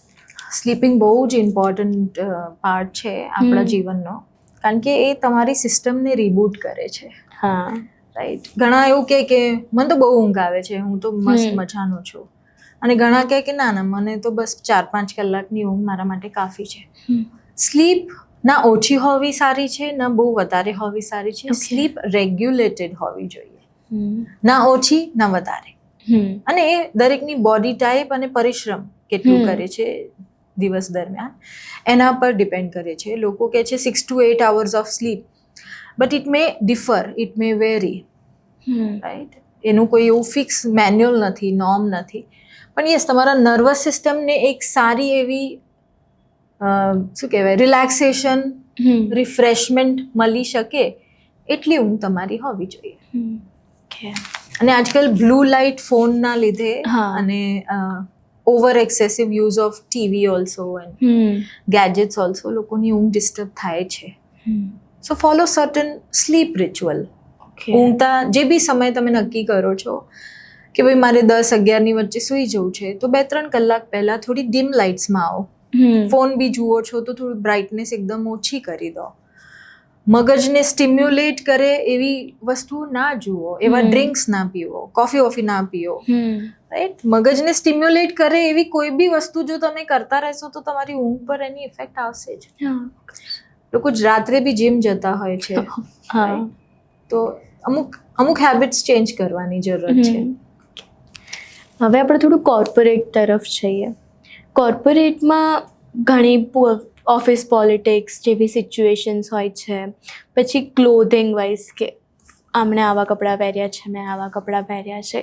એક સિચ્યુએશન પછી આપણે એનામાં આવી જઈએ કે કોમ્પિટિશન થઈ જાય સેલેરી વાઇઝ, પછી આપણે ઓફિસ પોલિટિક્સથી એક્સપોઝર મળે. તો આ બધી સિચ્યુએશન્સ કેવી રીતે હેન્ડલ કરી શકાય?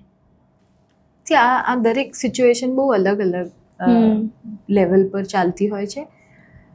પણ ઓફિસ પોલિટિક્સ કોર્પોરેટનો એક ભાગ છે. પ્રેઝન્ટેબલ હોવું એ પણ એક અલગ પોર્શન છે. અને when it comes to progress or selection or appraisal, right, આ બધામાં તમારું જેટલું સારું પ્રેઝન્ટેશન હશે એ તમને હેલ્પફુલ થશે. પણ લોકોનાથી ઘણા સ્ટ્રેસ થઈ જાય છે. હા, કારણ કે આ સ્ટ્રેસફુલ છે, આ સ્ટ્રેસફુલ સિચ્યુએશન છે. આ બહુ જનરલાઇઝ ક્વેશ્ચન છે, પણ જો હું પર્સનલ લેવલ પર એક કરીને એનો જવાબ આપું તો જ્યારે કોઈ પણ કામ તમને અસાઇન કરવામાં આવે છે અને જો તમને નથી આવડતું કાં તમે એનાથી કમ્ફર્ટેબલ નથી, જેમ મેં પહેલાં કીધું, બી વોકલ અબાઉટ ઇટ. બોલવું જરૂરી છે. કહો. તમે નહીં કહો, ખાલી પ્રેશર લેતા રહેશો તો એ તમારા અગેન્સ્ટ કામ કરશે. તમે તમારી કેપેસિટી કરતાં બહુ જ વધારે કરતા રહેશો સતત, તો તમારી સિસ્ટમ ક્રેશ થઈ જશે. હા, બરાબર. સો ધ ક્રક્સ ઇઝ તમારી જેટલી કેપેસિટી છે કદાચ એનાથી થોડુંક તમે પોતાની જાતને પુશ કરી શકો છો, પણ કોન્સ્ટન્ટલી ઓવરબર્ડન કરતા રહેશો બીપી આવી જશે, તમને કોલેસ્ટ્રોલ વધી જશે, તમને ઇટિંગ ડિસઓર્ડર્સમાં કન્વર્ટ થશે, ઇમોશનલ ઇટિંગ ચાલુ થઈ જશે, સ્લીપ ઇશ્યુઝ ચાલુ થશે, વેટ લોસ કાં વેટ ગેઇન આવશે, હોર્મોન રિલેટેડ ઇશ્યુઝ આવશે. કારણ કે તમારું શરીર તમને જવાબ આપશે. જો તમે એને નહીં સાંભળો તો તમારું શરીર તમને અલગ વેમાં કહેશે તો ખરો. ઇમોશનલ ઈટિંગ તમે જેમ કીધું, આ બધું એક જ પાર્ટ જ છે એનો જ.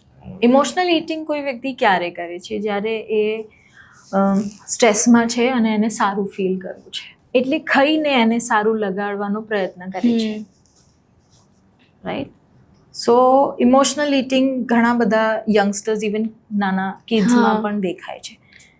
શુગર કન્ઝ્યુમ કરવાની વધારે, ફેટી ફૂડ, હા, ભલે એ શુગરી હોય, ચીઝી લોડેડ હેવી ફૂડ ખાવાની ક્રેવિંગ્સ થાય, pizza, burger, cheesy like pasta and all, એવું જે ખાવાની ઈચ્છા થાય, પછી સોડા પીવાની ઈચ્છા થાય, એ બધું ઇમોશનલ ઇટિંગનો એક ભાગ છે. ઓકે. તમે જોજો કે જેમ કોઈક રડીને એવી રીતે એક્સપ્રેસ કરતું હોય અને તમે એને પૂછો કે ચલ કંઈક ઓર્ડર કરીએ, તને સારું લાગશે, એટલે તમે એ ઇમોશનને ડીલ કરવા માટે ખાવાનાને જોડી દીધું. ઓકે. અને પછી શું થશે? એ રિપીટ થશે. જેટલી વાર ઇમોશનલી ખરાબ મહેસૂસ થશે એટલી વાર એ કંઈક સારું ખાઈને પોતાની જાતને હેપી ફીલ કરાવવાનું ટ્રાય કરશે. આ આખી સિચ્યુએશનમાં સાયકોલોજીકલી મ્યુઝિક અને રીડિંગ કેટલું અફેક્ટ કરે છે? પ્લસ આની સાથે ટ્રાવેલિંગ પણ. ટ્રાવેલિંગ, મ્યુઝિક અને રીડિંગ, આ ત્રણેય સાયકોલોજીકલી એક હ્યુમનને કેવી રીતે પોઝિટિવલી, નેગેટિવલી બંને રીતે કેવી રીતે અસર કરે છે? સી, સાઉન્ડ હિલિંગ જો તમે નામ સાંભળ્યું હોય, હમણાં ઘણું પોપ્યુલર છે, બરાબર? અમે પોતે બી સાઉન્ડ હિલિંગ કરાવતા, સાઉન્ડ થેરેપીઝ વગેરે, મ્યુઝિક થેરેપીઝ વગેરે બી થાય છે. અલગ અલગ હર્ડ્સ હોય છે જે તમારા મગજ પર, તમારા મેન્ટલ કેપેસિટીને ઇફેક્ટ કરતી હોય છે. અલગ અલગ વેવ્સ હોય છે. આપણા બ્રેનમાં બી અલગ અલગ વેવ્સ હોય છે, રાઈટ? સો એ બ્રેન વેવ ચેન્જ કરે છે. આજકાલ બહુ જ કોમન છે, લોકો સાઉન્ડ બાથ માટે જતા હોય છે. It's a group session which happens, but sound therapy is an individual session. Okay. One on one હોય. અને દરેક સાયકોસોમેટિક ડિસઓર્ડર માટે સાઉન્ડ થેરેપી ખૂબ જ વર્ક કરે છે. તમે અમુક ગીતો સાંભળો, તમે હેપી ફીલ થઈ જાઓ. તમે થોડા સેડ હો તો તમને પેલા દેવદાસ અને દુઃખી ગીતો ગમે. કેમ? કારણ કે it's a sync, it's a link between sound and your mood. Either it can uplift or either it can take you in a dip. Right? પછી travelling of course change of place matter કરે છે, અને કઈ જગ્યાએ તમે જાઓ છો એ બહુ મેટર કરે છે, right? So yes, this things effects. Reading કેવી રીતે અફેક્ટ કરે છે? સી, રીડિંગમાં બી તમે શું વાંચો છો અને કયા ટાઈમે કેવી રીતે વાંચો છો એ પણ ઇફેક્ટ કરે છે. ઓકે. રાઈટ? તમે મિસ્ટ્રી અને એવી ટાઈપની નોવેલ્સ ને એવું વાંચો તો તમારી દુનિયા પણ એવી જ થઈ જાય, તમે બધે જ દેખાય. આપણે જેમ ગાડી લેવા નીકળીએ તો આપણે મનથી નક્કી કરીએ કે ઓકે ફાઇન, મારે સેડાન લેવી છે કે હેચબેક લેવી છે કે એક્સયુવી લેવી છે, તો તમે રસ્તા પર જાઓ ને તો તમને એવી જ દેખાવા લાગે. એવું અચાનક તો નથી આવ્યું ને, આપણું માઇન્ડ ત્યાં તમારું ફોકસ ત્યાં ગયું તો તમે એ જોવાનું શરૂ કર્યું. Same way reading helps you. The more positive books you are reading, the more positively you are applying it. Okay. But જેમ પોઝિટિવ સાઇડ છે એમ નેગેટિવ સાઇડ પણ છે. પણ yes, reading helps you a lot. It brings consciousness, alertness and awareness. જેમ content છે ને એવી રીતે જ રીડિંગ પણ છે. ઓકે. જેટલું સારું કોન્ટેન્ટ તમે કન્ઝ્યુમ કરશો તો તમારા લાઈફમાં પોઝિટિવ ચેન્જીસ આવશે. રીડિંગમાં બી એવું છે. તમે એઝ અ સાયકોલોજિસ્ટ જે આપણે છે એમે તમે કેવી ટાઈપનો કન્ટેન્ટ જે અવેલેબલ છે ગમે તે જગ્યાએ, એ કેવી ટાઈપનો કન્ટેન્ટ તમે સજેસ્ટ કરો છો અને કેવી બુક સજેસ્ટ કરો છો કે જે એમને રીડ કરવી જોઈએ? કેવો કન્ટેન્ટ તમે સજેસ્ટ કરો છો કે એમને કન્ઝ્યુમ કરવો જોઈએ? કન્ટેન્ટ તો લાઇટ હાર્ટેડ હોવું જોઈએ. બહુ ઝઘડા, મારધાડ, વાયોલન્સ, ગાળાગાળી એવું તમે ના જ જુઓ તો સારું છે, કારણ કે એની એડવર્સ ઇફેક્ટ જ થવાની છે. તમે એવું નહીં પોસિબલ પોતાની જાતને કાં પોતાના મગજને ટ્રેન કરી શકો કે હું નેગેટિવ કોન્ટેન્ટ જોઈને પોઝિટિવ રહી લઈશ. એવું નહીં થઈ શકે. રાઈટ? સો થોડું લાઇટ હાર્ટેડ શોઝ જુઓ અને જે જોયા પછી તમારું મગજ સતત વિચારોમાં ના ઘૂસી જાય એવું કોન્ટેન્ટ જુઓ. હોરર મૂવીઝનું અત્યારે આમ બહુ ટ્રેન્ડ ચાલી રહ્યો છે. બધા હોરર મૂવીઝ જોવા જઈ રહ્યા છે. કિક મળે છે લોકોને એનાથી. તો એ હોરર મૂવીઝ માઇન્ડ પર કેટલું અસર નેગેટિવ કરે? ઇફેક્ટ જ કરે છે. એની પોઝિટિવ ઇફેક્ટ થઈ જ નથી શકતી. કારણ કે આપણા as a nature, as a human being, આપણા મેઇન જે ટ્રિગર પોઈન્ટ્સ હોય છે એમાંનો બહુ મોટો એક ટ્રિગર છે ફિયર. તમે હોરર જોઈને એ ફિયરને એગ્રીવેટ કરો છો. તમને લાગશે કંઈ નથી, પણ તમે પછી અડધી રાત્રે એકલા વોશરૂમ જાઓ, અંધારામાં જઈ બતાવો, નહીં કરી શકો ને. સો યસ, એ તમારામાં સમ શિફ્ટ લાવે જ છે. એટલે બહુ હોરર ના જુઓ તો સારું જ છે. આપણે એવી અમુક સિચ્યુએશન સાંભળી છે કે બાળક એની ઉંમર પહેલાં મોટું થઈ ગયું. યસ. તો એનું શું કારણ હોઈ શકે? એનું કારણ હોય છે એક તો અનટાઈમલી એક્સપોઝર. સેકન્ડ છે ફેમિલીના ઝઘડા, ક્લેશિસ, મા બાપ વચ્ચેના ઝઘડા. પ્લસ એવું કોન્ટેન્ટ, એવી વસ્તુઓ જે એને એ ઉંમર પર નથી જોવાની ને એને જોઈ લીધી છે. So we have to be really mindful કે આપણે આપણા બાળકને શું આપી રહ્યા છીએ. એઝ અ પેરેન્ટ આપણે જો ઝઘડા આપીશું તો ઓફકોર્સ બાળકોની ટેન્ડન્સી હોય કે એ કોઈ પણ ઝઘડો થતો હોય એ પોતાના પર ઓઢી લે કે ભાઈ મેં આવું કીધું એટલે મમ્મી પપ્પા વચ્ચે ઝઘડો થયો. એ પોતાની જાતને વિક્ટિમ બનાવી જ લેશે, તમારા કહેવાથી નહીં. પણ એ એની ભોળપણની, માનસની એ કન્ડિશન એવી છે કે મા બાપના ઝઘડાને પોતાની સાથે જોડી લેશે. એટલે એને એવું થશે કે ઓકે ફાઇન, મારા લીધે ના થાય તો let me be a good girl or a good boy. હું મારું ભણી લઉં ફટાફટ, હું મારું કામ કરી લઉં, કાં વહેલા કમાવા નીકળી જાઉં, પૈસા રિલેટેડ જો ખૂબ ક્લેશિસ થતા હોય તો. એટલે બાળપણ છીનવાઈ જતું હોય છે. એટલે અનટાઈમલી કોઈ વસ્તુ એક્સપોઝ થઈ જાય એમના સામે તો એમનું બાળપણ એમની ઉંમરથી વહેલા જતું રહેતું હોય છે. આપણે થોડા હવે ઓલ્ડ એજ તરફ આગળ વધીએ. જેમ ઘડપણ આવે તેમ હવે એમની જોડે કંઈ ઓફકોર્સ કામ નહીં કરાવવા દઈએ આપણે એમને. જેમ ઓલ્ડ એજમાં લોકો જતા રહે, પેરેન્ટ્સ જતા જાય, એમ આપણે એમને કામ ઓછું કરાવતા થઈએ.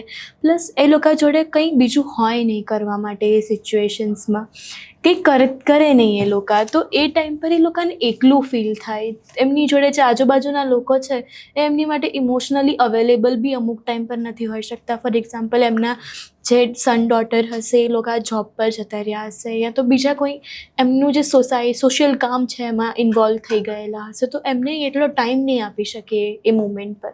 તો એ જે ઓલ્ડ લોકો છે, જે દાદા દાદી છે, નાના નાની છે, એ લોકોના માઇન્ડ પર કેવી રીતે અસર કરે એ વસ્તુ? લોનલીનેસ એક ઘડપણની બહુ મોટી કન્ડિશન હોય છે. પહેલાંના સમયમાં જ્યારે જોઈન્ટ ફેમિલીઝ હતા તો લોકો સચવાઈ જતા હતા. આજે આ એક બહુ મોટો ટોપિક છે, પણ let me just cover it. કે આપણે એવું વિચારીએ છીએ, being an Indian or may be being an Asian, કે આપણા મા બાપ મોટા થાય ને તો એમનાથી કામ ના કરાવાય. રાઈટ? બહુ સ્ટીરિયોટાઇપ છે. તમે કદાચ એમને કામ સોંપો નહીં, પણ એમને જે કરવું છે એમને કરવા દો. તમે 50 નોકર રાખીને એમને નવરા બેસાડીને શું કરશો? એમને એક્ટિવ રહેવા દો. અને yes, do not force them to work, but let them do what they want. એમને જે કરવું છે એ કરવા દો. એમને ગાર્ડનિંગ કરવી છે કરવા દો. એમને કંઈક તમારા માટે લાડવા બનાવવા છે તો બનાવવા દો. તમે થાકી જશો, ના રહેવા દો, ઘરમાં કામવાળા છે, વહુ કરી લેશે. એમની ઈચ્છા છે, એમને કરવા દો. તો એમને ક્યારેય લોનલી નહીં લાગે. એમની પ્રવૃત્તિઓ તમે બંધ કરાવીને કહેશો કે હવે તમે ખુશ નથી, તો નહીં જ હોય ને. એમનો સમય એ કઈ રીતે કાપશે? આજકાલ આ બી એક બહુ મોટો પ્રોબ્લેમ છે. જેમ બાળકો ટીવી અને મોબાઈલથી એડિક્ટેડ છે, એવી રીતે આપણા ઘરડા પણ સખત મોબાઈલ અને ટીવીથી એડિક્ટેડ છે. આ પણ એક બહુ મોટો ઇશ્યુ છે. કોઈ પોતાની એક જર્ની સ્પિરિચ્યુઆલિટી તરફ શરૂ કરે એ થોટ જ નથી. હા. મને યાદ છે કે હું એક જોઈન્ટ ફેમિલીમાં મોટી થઈ છું, તો અમારા ઘરમાં કેટલા લોકો આવે, સાથે રહે, બધા સચવાઈ જાય, ઘરના મોટા બી સચવાઈ જાય, બાળકો બી સચવાઈ જાય. પણ હવે આપણે એક નાના ક્લસ્ટર્સમાં રહીએ છીએ કે જ્યાં અમુક કામ ડેઝિગ્નેટેડ છે વ્યક્તિ તરફ. યંગસ્ટર્સ મોસ્ટલી કમાવાની હોડમાં વધારે બિઝી છે, બાળકો પોતાના હોમવર્ક, ટ્યુશન, સ્કૂલિંગ લાઈફ, એક્ટિવિટીમાં બિઝી છે, અને જે એલ્ડરલી ફેમિલીઝમાં જેટલા મોટા લોકો છે એ બધા મોબાઈલમાં, ટીવીમાં અને થોડા ડિસ્ટર્બન્સમાં બિઝી છે. સો ઇટ્સ બેટર કે થોડીક સિંક્રોનાઇઝ વેમાં પ્રવૃત્તિઓ ચાલતી રહે તો વાંધો નહીં આવે. બધા એવું બી કહે જેમ જેમ વ્યક્તિ વૃદ્ધ થતું થાય એમ બાળપણ પાછું આવતું જાય. તો એ આપણે કેમ કહીએ? કારણ કે એ જીદ, એ મમત પાછી આવતી હોય છે. કે રાઈટ, હું નથી માનતી કે બાળક બની જતા હોય છે, યસ, પણ એમની જીવન જીવવાની એક ઘરેડ ફિક્સ હોય છે. જેમ બાળકોને અમુક વસ્તુ અમુક રીતે જોઈએ, એમ આપણા એલ્ડરલી લોકોને પણ અમુક વસ્તુઓ જે એમને વર્ષોથી કરી છે એ એમને એવી રીતે જ જોઈએ છે. સો યસ, એ પેટર્ન્સ છે. આપણે એવું બહુ નોર્મલી સાંભળતા હોઈએ છીએ કે દાદા દાદી ચીક કરે છે, પછી અમુક જે હોય એમના દીકરા વહુ કેવી રીતે એ બી બહુ નોર્મલી બોલતા હોય છે કે બહુ ચીક કરે છે. તો આવું કેમ થતું હોય? કારણ કે એ એડજસ્ટમેન્ટ ઇશ્યુ છે અને એ જનરેશનનો ગેપ છે. મોટા લોકો પોતાના કંટ્રોલ્સ છોડી નથી શકતા અને નાના બહુ ઓબે કરી નથી શકતા.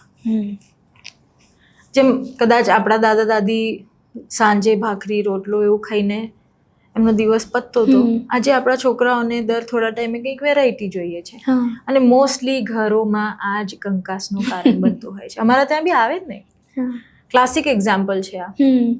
કેચઅપ કેમ ખાઓ છો, ચટણી ખાઓ, ત્યાંથી જ શરૂઆત થાય. Right, so it's okay. હવે એ બધા ગ્રોન અપ થઈ ગયા છે. તમે તમારા લાઈફમાં તમે જે કરી દીધું છે શાંતિથી એને આત્મસાત કરીને live your life and let your younger generation also have their own experiences. તમે એક કે બે વાર ગાઈડ કરી શકો, પણ તમે જેટલી વાર એ ખાય એટલી વાર ટોકશો તો તમે એમને કડવા જ લાગશો. સો બરાબર, વૃદ્ધોએ પણ થોડીક પોતાની જે કંટ્રોલિંગ હેબિટ્સ છે એ છોડવી પડશે, તો તમે બધા એક સાથે ઘરમાં શાંતિથી રહી શકશો. નહીં તો પછી કોઈ એકબીજાનું મોઢું બી નહીં જુએ, ભલે ઘરમાં સાથે રહેતા હશો તો પણ. બરાબર છે. હવે પોડકાસ્ટના એન્ડમાં તમે મને એટલું જણાવો કે આઈડિયલ હ્યુમન બિંગ કે જેને સ્ટ્રેસ, એન્ઝાયટી નથી, એ કેવું રીતનું હોય? એક તો સૌથી પહેલા કોઈ હ્યુમન બીંગ હોતું જ નથી. બધાને સ્ટ્રેસ, એન્ઝાયટી થતી હોય છે, પણ એને નોર્મલાઇઝ કેવી રીતે કરીએ? ખાલી થોડા શબ્દોમાં એ કહી દો. થોડુંક સહજતાથી જીવન જીવો. જેમ બુદ્ધિસ્ટ મોંક્સ પણ કહે કે ઓવર થિંકિંગ બધાને થતી હોય, પણ પોતાના વિચારોને જો સાપેક્ષ ભાવથી આવતા અને જતા જોશો તો અટકી નહીં જાઓ. કોઈ પણ પ્રવૃત્તિ જે તમે કરવા માંગો છો એને બહુ પ્રેઝન્ટ માઇન્ડથી કરો. દરેક વસ્તુ મટીરિયલિસ્ટિક ગેઇન માટે નથી હોતી. આ અમુક 2-4 નિયમો છે, એ જો તમે તમારા જીવનમાં અપ્લાય કરતા રહેશો તો શાંતિથી બધું જશે. એન્ડ યસ, સૌથી પહેલા પોતાના બોડી, માઇન્ડ અને ઇવન સોલનું ધ્યાન રાખો. મી ટાઈમ જરૂરી છે, સ્ક્રોલિંગ વાળો નહીં. યસ. હેપી ફેમિલી માટેના કોઈ પણ 3 એવા તમે એક વર્ડમાં ડિફાઇન કરો કે આ ત્રણ જે છે એ હેપી ફેમિલીનું એક બની શકે સ્ટ્રક્ચર. સી, હેપી ફેમિલી એક કોન્સેપ્ટ છે કે જેની અંદર જેટલા બી ફેમિલી મેમ્બર્સ છે એકબીજાને સારી રીતે માન સાથે પોતાની પ્રાઇવેટ સ્પેસીસ આપે છે, પ્લસ એકબીજાને સાંભળે છે અને એકબીજાની જરૂરતોનો ખ્યાલ રાખે છે. ઓકે, તો respect, space and listening. Okay. કેમ? કારણ કે જો તમે પ્રેમ જ આપ કરશો પણ એને સાંભળશો નહીં તો નહીં ચાલે. તમે એને સાંભળશો, પ્રેમ આપશો, પણ એને પ્રિવેસી નહીં આપો તો પણ નહીં ચાલે. રાઈટ? તો આ ત્રણેય બ્લેન્ડ્સ હશે. એને એનો સમય એકલતામાં બી મળવો જોઈએ, એની સાથેનો સંવાદ બી જારી રહેવો જોઈએ અને એક હૂંફ મહેસૂસ થતી રહેવી જોઈએ, તો બધા ફેમિલીમાં શાંતિથી આગળ વધાય. ડિપ્રેશનમાંથી નીકળવાના કોઈ પણ 3 એવા જો તમે ડિપ્રેશનમાં છો, સૌથી પહેલા તો એક એક્સેપ્ટ કરો. પહેલી વસ્તુ ધ ફર્સ્ટ એક્સેપ્ટ કે મારામાં કંઈક પ્રોબ્લેમ છે જે મારે સોલ્વ કરવાની જરૂરત છે.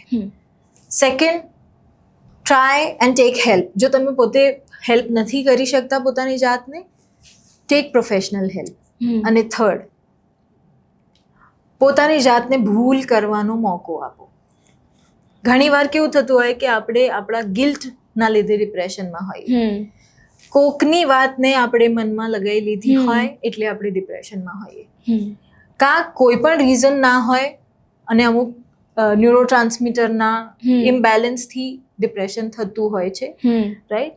સો go back to the natural life, take proper rest, consume proper nutritious food and stress રિલીફની ઘણી બધી પ્રવૃત્તિઓ, એક્ટિવિટીઝ હોય છે જે કરવી જોઈએ. હેપી લાઈફનો મંત્ર શું છે? હળવા રહો, હળવા રહો. કોઈ વસ્તુને પકડી ના રાખો, થોડું ફ્લુઇડ થઈ જાઓ, આમ કેવું વહેતા પાણી જેવું, કે go with the flow. Go with the ફ્લોની સાથે સાથે બી હળવા રહેવું બહુ જરૂરી છે. કારણ કે આણે મને આમ કેમ કહી દીધું, પેલું મને બોલાવતું નથી, મારી ઇમ્પોર્ટન્સ નથી, હું સારી નથી દેખાતી, કે મને કોઈ ભાવ નથી આપતો. આ બધું જ એક્સટર્નલ સ્ટફ છે કે તમે કોન્સ્ટન્ટલી બહારથી વેલિડેશન માંગો છો. અને બહારવાળા જ્યારે બી વેલિડેશન તમે માંગો ને તો ક્યાંક ને ક્યાંક તમને ડિસઅપોઇન્ટ તો કરે. So it's better that you be you, કે ફાઇન, આ મારી ક્વોલિટી છે અને આટલું મારે ઇમ્પ્રૂવ કરવાનું છે મનથી. તમારી જોડે વાત કરીને મને ઘણું બધું શીખવા મળ્યું એઝ અ પર્સન, અને હું એવી આશા રાખું છું કે અમારી જે ઓડિયન્સ છે એને પણ ઘણું બધું શીખવા મળ્યું હશે. મને જે ઘણી બધી મારા પ્રશ્નો હતા, અમારી ઓડિયન્સના જે પ્રશ્નો હતા, એ તમે એક લેવલ ઉપર આવીને બધા સોલ્વ કરી જ દીધા છે ઓલમોસ્ટ. તો તમારી જોડે અમને વાત કરીને ઘણી મજા આવી. આઈ હોપ કે અમારી ઓડિયન્સને પણ તમને સાંભળીને ઘણી મજા આવશે. Thank you so much. Thank you so much.